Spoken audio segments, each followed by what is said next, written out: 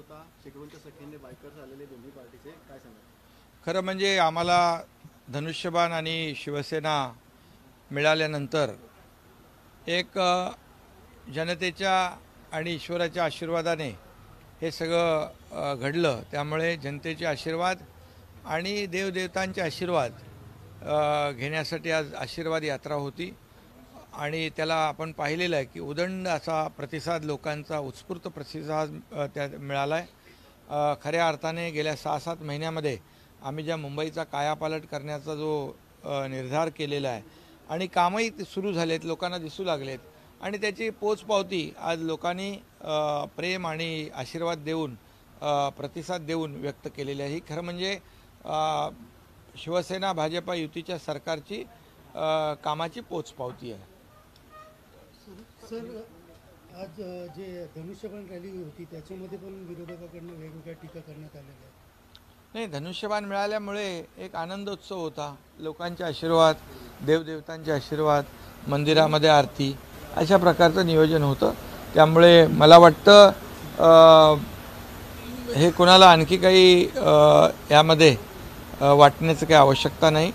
लोकांचे आशीर्वाद आहेत आणि जनतेने भरभरून प्रतिसाद दिला आहे। ही खऱ्या अर्थाने गेल्या 6-7 महिन्यात केलेल्या कामाची जी सुरुवात आहे त्याला लोकांनी आशीर्वाद दिलेले आहेत। सर, आज खेडमध्ये जी ठाकरे गटाची रॅली होती त्याला देखील मोठा प्रतिसाद लाभलेला होता आणि आता लगेच तुमची देखील तिकडे रॅली घोषित झालेली आहे, काय सांगाल? खरं म्हणजे तोच शो होता, तीच कॅसेट होती, तोच थैतेआट होता, फक्त जागा बदलली होती, एवढंच। बाकी काही नवीन मुद्दे नव्हते आणि आरोप प्रत्यारोप ही करण्याची जी काही चढाओढ होती त्या ठिकाणी पाहायला मिळाली। आणि खऱ्या अर्थाने मी एवढंच सांगेन की बाळासाहेबांचे विचार आणि शिवसेना ही कोणाची खाजगी प्रॉपर्टी नाही। आम्ही त्यांच्या संपत्तीवर दावा केलेला नाही, पण त्यांचे विचार आम्ही पुढे नेतोय, त्यामुळे ही कोणाची खाजगी प्रॉपर्टी नाही। विचार म्हणजे बाळासाहेब व्यापक त्यांचं एक कर्तृत्व होतं आणि त्यामुळे वडील करून त्यांना कोणी छोटं करू नये एवढंच माझं सांगणं आहे। आणि त्यामुळे आज पाहतोय आपण खरे शिवसैनिक, निष्ठावंत शिवसैनिक आज आमच्यासोबत आहेत, शिवसेनेसोबत आहेत आणि म्हणून त्यांना माहीत होतं की खेडमध्ये लोकांचा प्रतिसाद मिळणार नाही आणि म्हणून मागच्या आता जी विधान परिषदेची निवडणूक झाली त्यामध्ये कोकणातल्या लोकांनी त्यांची जागा दाखवून दिली आणि आमचा उमेदवार निवडून दिला।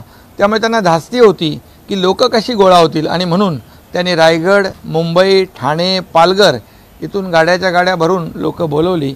ही वेळ त्यांच्यावर आलेली आहे आणि त्याच्यामध्ये मोठ्या प्रमाणावर राष्ट्रवादीला अपील करावं लागलं, मुस्लिम संघटनांना त्यांना अपील करावं लागलं आणि या सभेला बोलवावं लागलं। राष्ट्रवादी तर आता पूर्वी काही लोक मातोश्रीची भाकरी खाऊन राष्ट्रवादीची चाकरी करताना आपण पाहिलेलं आहे, आता तर राष्ट्रवादीचे लोक त्याच्यामध्ये घुसवायची सुरुवात झालेली आहे। त्यामुळे इतर कुठल्याही पक्षातले लोक येत नाहीत, त्यामुळे ही काय मॅच फिक्सिंग आहे। राष्ट्रवादीतले लोक उद्धव ठाकरे गटामध्ये घेण्याची जी काही सुरुवात झालेली आहे हे खऱ्या अर्थाने महाराष्ट्र पाहतोय आणि महाराष्ट्रातली जनता सुज्ञ आहे। त्यांनी आरोप करत राहावे, आम्ही काम करत राहू, कामाने त्यांना चोख उत्तर देऊ। जनतेला काम पाहिजे, जनतेला या शिव्या शाप आरोपामध्ये काही त्यांना स्वारस्य नाही, त्यांना कामामध्ये स्वारस्य आहे, ते आम्ही काम करतो। 19 तारखेला आपली रॅली होणार आहे तिकडे खेडमध्ये? हां, रामदास कदम साहेबांनी रॅलीचं आयोजन केलेलं आहे, सभेचं आयोजन केलेलं आहे माझ्या माहितीप्रमाणे। सभेमध्ये उद्धव ठाकरे असेही बोललेले आहेत की आम्हाला देशद्रोही बोलले तर आम्ही जीभ हाताळून काढू, अशा प्रकारचं वक्तव्य त्या ठिकाणी केलं। म्हणजे हे हास्यास्पद आहे। खरं म्हणजे रोज उठसूट शिव्याशाप देणं, आरोप करणं, केंद्रीय नेतृत्व आहे म्हणजे या देशाचे प्रधानमंत्री मोदी साहेब असतील, गृहमंत्री अमित शाह साहेब असतील, यांच्यावर खालच्या पातळीवर बोलणं, घाणेरडी टीका करणं, अशा प्रकारचं रोजचं सुरू आहे।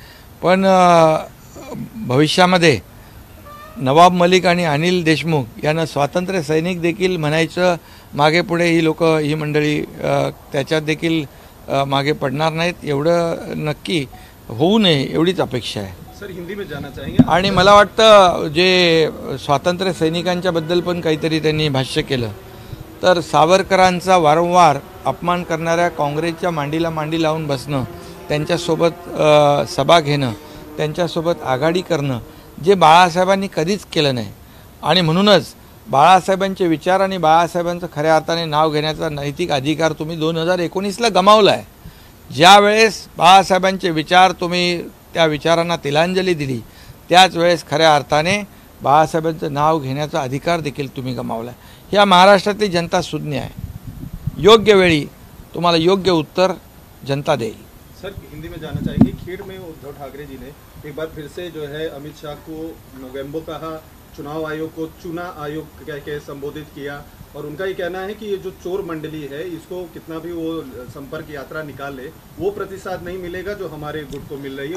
अभी जरा उन्होंने थोड़ा सा अपने गिरेबान में झांक कर देखना चाहिए.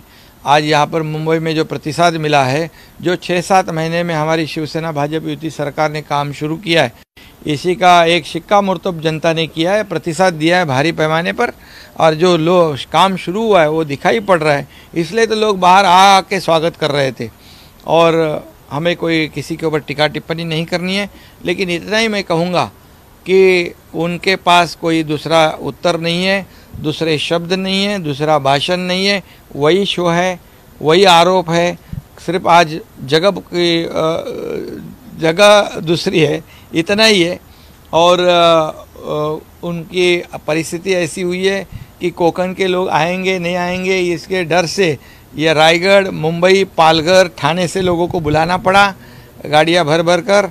ये कोकण वासियों ने उनको अभी हाल ही में हुए विधान परिषद के चुनाव में उनकी जगह दिखाई है और वहाँ शिवसेना भाजपा का कैंडिडेट को विजयी बनाया है. ये भी अभी हाल की बात है.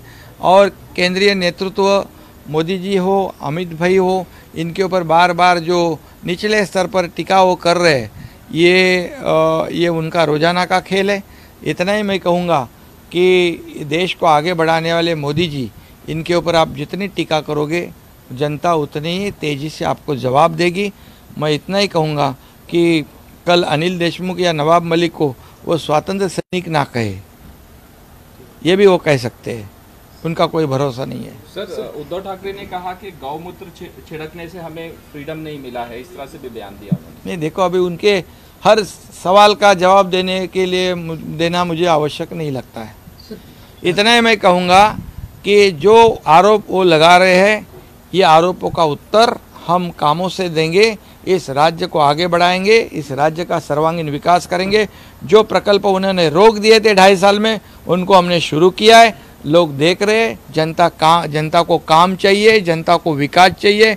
उनको गाली गलौच में कोई इंटरेस्ट नहीं है और इसलिए उनके आरोपों का उत्तर हम काम से देंगे, इस राज्य को आगे बढ़ाएंगे. सर खेड़ में जो है मुस्लिम समुदाय के लोगों ने बड़े पैमाने पर एकजुट आकर सभा में पहुंचने का आह्वान किया था उद्धव ठाकरे जी के, इस पर क्या कहेंगे? नहीं, वही तो बात मैं कहा है कि अभी हाल ही में जब चुनाव विधान परिषद का हुआ, तब शिवसेना भाजपा का कैंडिडेट को कोकण वासियों ने जिताया है, विजयी बनाया है. इसलिए डर के मारे कोकण के लोग आएंगे नहीं आएंगे, इसलिए थाना, मुंबई, रायगढ़, पालघर के लोगों को बुलाया है और मुस्लिम संगठन को भी बुलाने का आह्वान किया है. ये उनको अपने लोगों पे अभी विश्वास नहीं रहा है कि लोग कैसे प्रतिसाद देंगे. ये ऐसी जो हालत है, अभी पिछले जब सरकार में थे तो अब शिवसेना 4 नंबर पे थी, जो शिवसेना अभी हमारे पास है. और वो अभी तो ये चुनाव में तो ग्राम पंचायत में तो उनका किधर नामो निशानी नहीं है. और जो शिवसेना, बाला साहब की शिवसेना, असली शिवसेना और भारतीय जनता पार्टी को ग्राम पंचायत चुनाव में 7,500 चुनाव हुए, उसमें से 4,500 में से 4,500 सरपंच शिवसेना भाजपा युति के लोगों ने चुन कर दिए हैं.